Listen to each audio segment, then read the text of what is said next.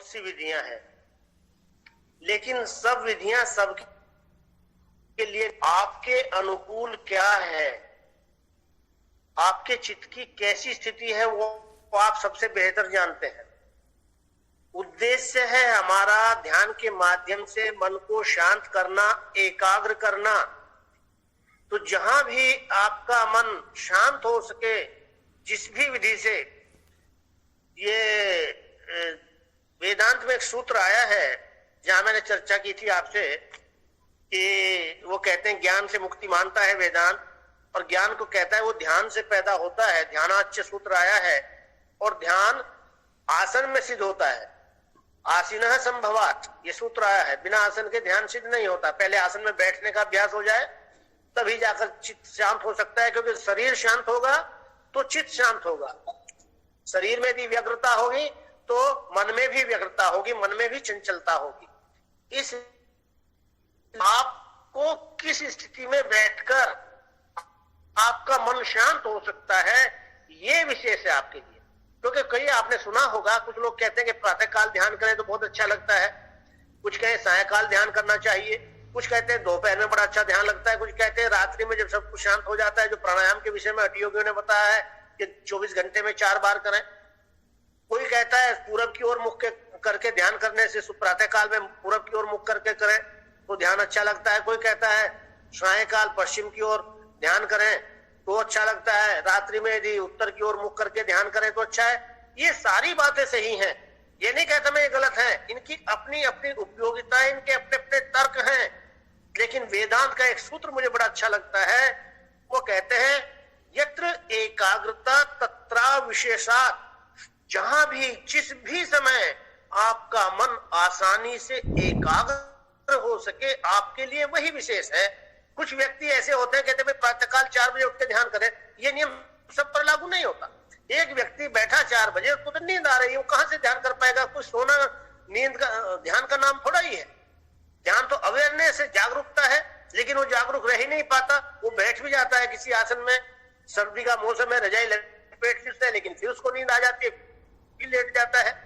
किसी को बिना नहाए धोए बड़ा अच्छा ध्यान लगता है। जो हठयोगियों ने भी कहा कि वहां स्नान करना भी, कई योगियों ने कहा कि वर्जित बताया, क्योंकि वो क्लेश होता है कर्म को सुबह सुबह ठंडा स्नान करना। लेकिन एक दूसरे व्यक्ति को नहा धोकर ही पूरा अपने आप को निर्मल भाव जब आ जाता है, निर्मलता का, स्पष्टता का भाव आ जाता है, तभी उसका ध्यान लगता है। तो ध्यान की बहुत सी विधियां आप चयन करें कि आपका मन कैसे शांत होता है। इसलिए पतंजलि ने भी, मैंने बताया था अंतराय के प्रकरण में आपको, कि उन्होंने क्या था, यथा अभिमत ध्यानात्वा। अब जो भी तेरा मत है, जो भी तेरा इष्ट है, उसी का ध्यान कर, वहीं से रास्ता निकल जाएगा। मैंने उदाहरण भी दिया था आपको कि भाई सांसारिक विषयों में भी अगर आसक्त है तो उससे भी रास्ता निकल सकता है। मैं जो स्वयं का आपको अनुभव बता सकता हूं कि भाई मैं ध्यान का अभ्यास करता हूं तो कैसा मुझे अच्छा लगता है। जो साक्षी ध्यान बताया है, जो विपश्यना ध्यान बताया है, ध्यान की विधियां मैंने सीखी कई हैं, विपश्यना का भी अभ्यास किया है, प्रेक्षा का भी किया जो जैन योगी है, भावातीत ध्यान भी सीखा था महेश योगी का। सबका निचोड़ यही है कि हम अपने लिए क्या अनुकूल है। मुझे जो उपनिषदों में पंचकोश की जो धारणा की गई है वो मुझे सबसे अच्छा लगता है। पहले आप अपने शरीर को शिथिल करें और यहाँ केवल साक्षी भाव रखें, केवल देखना मात्र। जब केवल देखना मात्र होता है तो व्यवस्था अपने आप होने लगती है। जब तक हम करने का प्रयास करते हैं तभी तक उसमें व्यवधान आते हैं बहुत ज्यादा। मान लिया मैं ये कहूं कि नहीं भाई मुझे तो इस ओम के ऊपर ही ध्यान करना है, ओम के कोई मेरे चित्त में शब्द नहीं आना चाहिए। जितना मैं आग्रह करूंगा ओम के शब्द के ऊपर अपने मन को ठहराने का, उतना ही मेरा मन चारों ओर भागेगा। इसलिए केवल साक्षी रहे। जब भी ध्यान आए ओम की यदि आपको करना है उसमें आग्रह न करें। एक ध्यान और मैंने देखा, श्वास के ऊपर भी आप ध्यान लगा सकते हैं। मैं पहले शरीर को शिथिल किया, फिर आपने श्वास को शिथिल किया, फिर आपने अपने विचारों को शिथिल किया, लेकिन यहाँ साक्षी भाव ही रखना होगा। एक छोटे छोटे प्रयोग में करके कई बार देखता रहता हूं।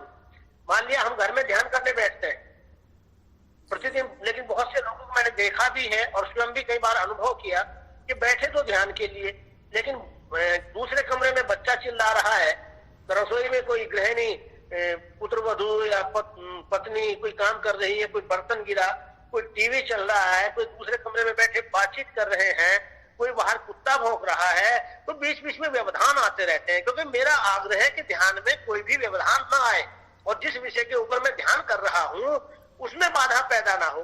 तो जितना हम इस प्रकार का आग्रह करते हैं उतना ही हमारे लिए वो कष्टकारक हो जाता है। ना तो मन लगता, क्रोध पैदा हो जाता है, इससे बर्तन गिरा दिया, बर्तन की आवाज, इन्होंने टीवी की आवाज ज्यादा कर दी है, इन्होंने ये बच्चे चिल्ला रहे हैं, इस प्रकार वो न तो ध्यान लगता है, उनके लिए भी, वो परिवार वालों के लिए भी पूरा एक भार बन जाता है। पत्नी कह रही है, अरे बाबा ध्यान कर रहे हैं, उनको बच्चों को डांटेगी, मत टीवी मत आवाज करो, मत टीवी चलाओ, ध्यान से ऐसा करो। लेकिन अगर इसी को आपने साक्षी भाव से देख लिया तो धीरे धीरे ये सारी चीजें बाधा नहीं पैदा करती, सहायक हो जाती हैं। ऐसा नहीं कि एकदम से आप इतने अंतर्मुखी, इतने सिद्ध योगी हो गए कि आपको आवाज सुनाई नहीं देगी। नहीं, रसोई में कोई बर्तन गिरा, खन की आवाज आई, अब आपको कोई प्रतिक्रिया नहीं करनी है, आप साक्षी हैं, आपने वो आवाज सुन ली। बच्चे कुछ बोल रहे हैं, आप उसके साक्षी हैं, आपने सुन लिया। बाहर कुत्ता भौंक रहा है, आपने सुन लिया, आप साक्षी हो गए। चिड़िया चहचहा रही है, आप साक्षी हो गए, वो आपने सुन ली। घड़ी की सुई टिक टिक कर रही है, उसको आपने सुन लिया। तो धीरे धीरे केवल सुनना मात्र, कोई क्रिया नहीं करती आपने, ऐसे ही मन को छिद्र मिल जाता है, ऊर्जा भाव बना रहता है। मैंने उदाहरण दिया था आपको बॉल का, जब तक आप बॉल पर हाथ मारते रहते हैं तब तक वो बॉल आपके हाथ के और जमीन के मध्य डोलती रहती है। लेकिन जैसे ही आपने हाथ मारना बंद किया, वैसे ही धीरे धीरे वो बॉल शांत हो जाती है, नीचे जमीन पर ठहर जाती है। वैसे ही जब आप केवल इनके साक्षी, आप अब ये सारे विषय फिर बाधा पैदा नहीं करते, ये अपने आप शांत होते चले जाते हैं। और चित्त भी जब शांत हो जाता है तो फिर ये सुनाई भी देना बंद हो जाता है। कोई चीज आपको एक आश्रम सुनाई देगा, पूरी बातचीत सुनाई नहीं देगी उनकी। और धीरे धीरे जितना शांत होते जाएंगे उतना ही आपका मन एकाग्र होता जाएगा, शांत होता जाएगा। तो उद्देश्य है हमारा ध्यान के माध्यम से मन को शांत करना। उसमें विधि कोई भी हो सकती है।